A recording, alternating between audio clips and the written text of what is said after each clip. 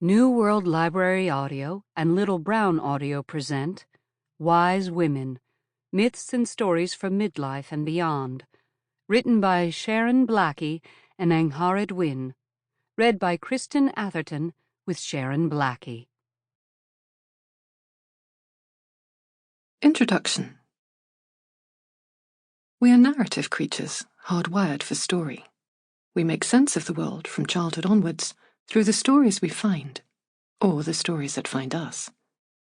They are the stars we navigate by. They bring us the wisdom we need to thrive. Always share your porridge with the hungry mice who know how to sort the wheat from the chaff. Whenever you're invited, be sure to kiss the frog.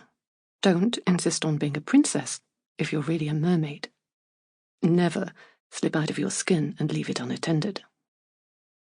An abundance of fairy tales shows us how beautiful goose girls and golden-haired princesses can find their way in the world. But what about older women? We too have a deep thirst for stories that illustrate ways in which we might live richly and meaningfully. But at first glance, there would seem to be a dearth of inspiring characters to serve as role models for the second half of our lives. In the better-known stories, Rapunzel, Hansel and Gretel, Snow White, and many more, we're presented with older women who are malevolent witches, who are jealous tyrants, or who are easily outwitted by any handsome young prince who happens along.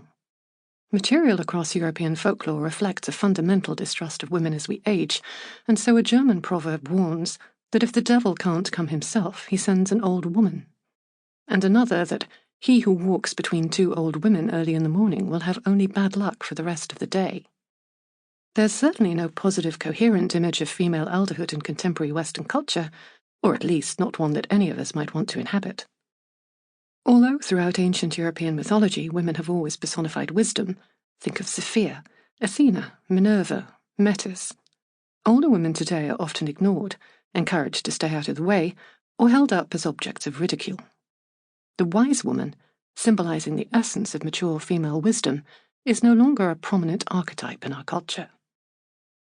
As I stood, hot-flushed and frantic, on the threshold of menopause just over a decade ago, all the cultural signposts seemed to be pointing in the direction of an end to my useful life. The good bits of my story were over, it seemed. Now was the time to resign myself to its long, grey ending. I wasn't having any of that. I'm a psychologist who believes that the essence of life is transformation, and I'd long specialized in all the ways in which story can transform us and how we might find ourselves in fairy tales. The outward-focused narrative of the first half of my life might be drawing to a close, but I was looking for a new narrative to illuminate the second half. I was determined. Sample complete. Ready to continue?